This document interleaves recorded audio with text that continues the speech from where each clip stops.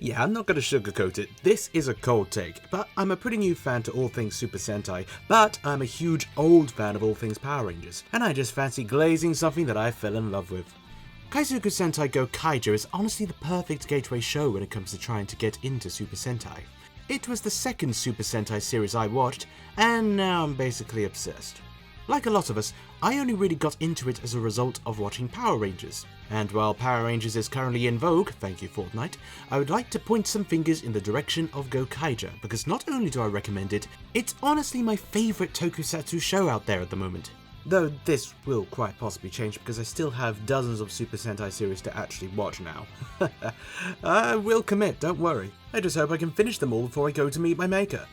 But I wouldn't have gotten into it without Power Rangers. Power Rangers is something that has been near and dear to my heart from when I was a kid. I started off as a fan in the early 2000s watching Mighty Morphin, Lightspeed Rescue, Time Force, Wild Force. I was proper obsessed. I bought the toys with what little pocket money I had, my parents bought me more toys, I sat my butt down in front of Fox Kids and let my vision degrade while taking in the pretty colours and brutal action scenes. It was a fun childhood, mostly. And to this day, as an adult, I still adore these shows. Admittedly, some a bit more than others, some a lot more than others, but it's always been something that has been there for me whenever I want some free serotonin. I actually introduced Mighty Morphin to my girlfriend the other day. We watched the whole Green Revival arc because I wanted her to understand why I love the Green Ranger and why I was going to dedicate as much time as humanly possible to getting him on the Fortnite Battle Pass, and by God I did it! Because Tommy Oliver is one of my goats. And I hyperfixated on the Green Ranger for so long as a kid. Hell, even the other day, I bought the new re-released Dragon Dagger. My rages have gone on this kid's toy, and I am proud. It made me happy. It's the little things in life, I tell you. I will cosplay him one day. That said, the thing with Power Rangers as well is that Mighty Morphin is the first, longest lasting, and most popular incarnation of the show and is unlikely to ever be surpassed, at the expense of every other incarnation getting a shred of recognition outside of the devout fandom. Except maybe Samurai, and I mean I haven't watched that one, but it must have done something right as it roped in a lot more fans for the show. But the point still stands, as proven by the Mighty Morphin Fortnite collab. Over the past few years, I've been getting more and more back into Power Rangers. I binge-watched Mighty Morphin with my flatmates, but in my own time, I've been watching more of the other series. I binged SPD, an absolutely incredible series that deserves the hype. That whole team was an absolute vibe, and I really love Doggy Kruger, even if he has a bit of an attitude, but he has depth. They all have really distinct characters. I mean, I really love Z too, she was just hardcore awesome. I binged RPM, which is arguably the franchise at its creative peak. It's a post-apocalyptic thriller with a lot of consistently great writing and great acting and played out of its own skin. It's arguably the Power Rangers series that is the least like Power Rangers while adapting one of the quirkiest Super Sentai series out there. I also watched Megaforce and Super Megaforce and, well, it's unfortunate. Look, I know criticizing those two is like beating a dead horse, so I won't linger too long, but everything surrounding the series was just pretty much off, and the legendary battle was extremely unfortunate. What should have been a magnificent anniversary season really was turned into a disaster by a multitude of poor creative decisions, but I don't want to harp on it too much. I mean, chances are you already know why Super Megaforce failed its potential. So now I get to spread my agenda. I started to watch Super Sentai, the Japanese franchise that Power Rangers adapts. Naturally, I started with Zyuranger, obviously Mighty Morphin, which I found perfectly fine and serviceable, even if the kids did annoy me. But Bandora was a riot, and then I randomly skipped forward after hearing about how good the Super Megaforce equivalent was, so I decided to give Kaisuku Sentai Gokaiger a watch. And I absolutely adored it. I love Gokaiger. After I finished it, I went out and bought the figures. I hunted down Captain Marvelous's coat and got it imported for cosplay reasons. I am committed to this show, I tell you what. So, lay of the land, what is it actually about? Pirates. Or to be more specific, space pirate aliens. Honestly, the crew of the Gokai Galleon have so much aura, it's unreal. They are just awesome. And not just that, they're pirates who can transform into any previous Ranger team at their will. That's 34 teams of power at their disposal, and they use them to search for the greatest treasure in the universe, and their journey has taken them to Earth, just as it gets invaded by the Empire of Zanyak. Like Super Megaforce, Gokaiger was an anniversary season, celebrating 35 years of Super Sentai. Thus, the show not only featured all of the previous suits, but also multiple cast members from previous teams were able to make an appearance. The show was a full-on celebration of all things Super Sentai, and was still able to carve its own identity to become one of the most loved series of the whole franchise without just being key jangling fan service, which is always the trap that would be so easy to fall into with this sort of thing. Gokaiger tells a story about these aliens with bounties on their heads who come into possession of the lost Super Sentai powers after every one of those Rangers sacrificed their powers in order to defeat the Space Empire Zanyak in a massive battle. And they end up taking on Zanyak themselves, defending the Earth, albeit for more personal reasons rather than heroic, but that's what makes this team so cool and so aloof. They are not typical heroes on the surface, they're rude, they're silly, but even despite this they are charming and likeable. And they all go on character journeys to really find their own places in the universe as people, and as heroes of the Super Sentai. Captain Marvelous, aka Gokai Red, is a superb protagonist, but by no means would he ever view himself to be a hero. He's brash, confident, reckless, unfazed by nearly anything thrown at him. He's kind of a mix between Spike Spiegel and Seto Kaiba. He doesn't wear his heart on his sleeve at all, and he claims not to care about much but himself, but that's not it at all, because he will go to the ends of the earth to defend his friends, his crew. He is amazing. And he has a very interesting backstory which informs his actions through the series, such as how it revolves around his battle with Basco. Again, a fantastic villain the series has, if not the best one. Marvelous's morals aren't always sound, but that's what makes him so compelling. Meanwhile, to every chaotic crew, there needs to be a straight man, and in this case, it's Joe Gibkin, aka Gokai Blue. He is the calm, stoic swordsman of them all. He's the closest friend Marvelous has on the ship, and he is the most unflappable, except when it comes to certain things that the backstory goes into. I'm trying to be spoiler free here because this isn't a review, it's an encouragement to give it a go. Gokaiger trickles in the backstories of his various characters slowly through the series. Sometimes you don't get full answers until well after the halfway point. It doesn't in any way let you know all the facts outright, and I say good. Joe is reserved in a way that contrasts beautifully with how aggressive and fiery Marvelous can be. Again, these people have aura. Nuka Milfi, aka Gokai Yellow, is an icon. She's a green, and she's sharp, witty, sarcastic, and often brutal to everyone she knows. She's a tomboy, an excellent strategist, and god damn does she like money. Again, backstory. She's mischievous, playful, often at the detriment of poor old Don, and it's often hilarious to see. And she's very merciless to anyone who even gets lightly on her bad side. If you hear the words Yusei Baka coming from her mouth, then it's all over for you, really. You're cooked, mate. Don Dagoria, aka Gokai Green.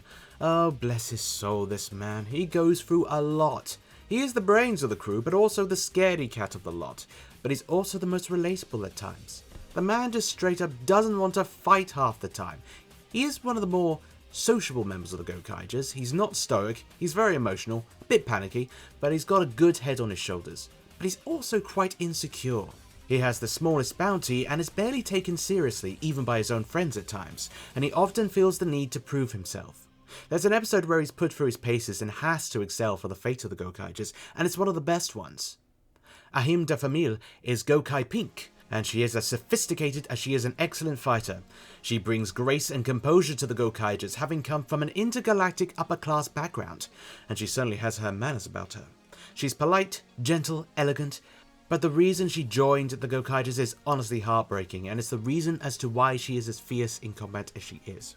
If someone is in trouble, she will never refuse, and she is probably the most openly heroic of the aliens, which can sometimes be to her detriment. She is terribly sweet though. And then there's the 6th Ranger, the only human ranger of the lot, Guy Ikari, the Super Sentai fanboy. While the rest of the crew are bold aliens of varying levels of stoicness and ability, Guy is just bloody goofy. Yeah, he's a ball of passion and enthusiasm that you will either love or hate. Honestly, I can't tell Rich. Yeah, he can be annoying, but his heart is absolutely in the right place. It was this man's dream to be a member of the Super Sentai, and my god does he take the whole thing under his wing. I respect it. And of course, I can't forget about the 7th member of the crew, Navi. Navi is the adorable robot parrot and the navigator for the Gokai Galleon, constantly giving them clues on how to get closer to the greatest treasure of the universe, as well as being pretty entertaining to boot. Also, yeah, it's so delightfully fitting there being a parrot on a ship of pirates.